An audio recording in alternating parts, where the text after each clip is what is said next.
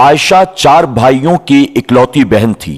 बाप मजदूर था, भाई भी मजदूर थे।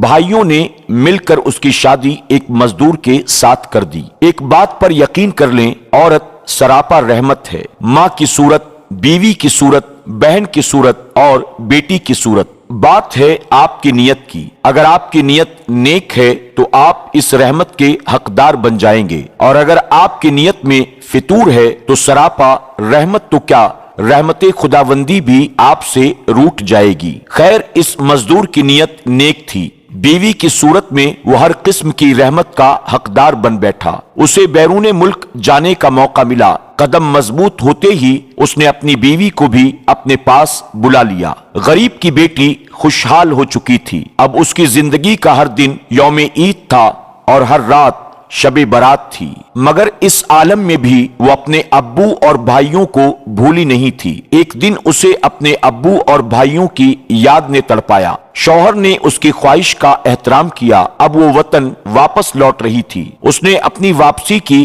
किसी को इत्तला नहीं दी थी। वो अपने घर पहुंचकर अचानक सबको खुशी देना चाहती थी, खुशी पाना चाहती थी। वतन पहुंचकर वो सबसे पहले अपनी अम्मी के पास गई। उसकी अम्मी शहर खमोशा में अब्दी नींद के मजे ले रही थी, मगर वो जानती थी कि उसकी आमद पर अम्मी को सुकून जरूर मिला होगा। अब वो अपने घर पहुंची। उसे अचानक अपने सामने देखकर उसके भाई परेशान हो गए। अब्बू कहाँ हैं? इसने सवाल पूछा। इस सवाल का जवाब देना तमाम भाइयों के लिए मुश्किल हो रहा था। फिर उसे एक पड़ोसन से अपने सवाल का जवाब मिला और सुराग भी मिला। नालायक बेटों ने अपने बाप को घर से निकाल दिया था और अब उसका बाप एक झोपड़ी में अपनी जिंदगी के बचे खुचे दिन पूरे कर रहा था। वो अपने बाप के पास पहुंची। उसका बाप मजबूत असबाब का मालिक था, मगर अपनी बेटी की एक बात सुनकर वो रो पड़ा। चले अब्बू, अब आप मेरे साथ रहेंगे। रोते रोते उसने अपनी बेटी का हाथ थाम लिया और बोला,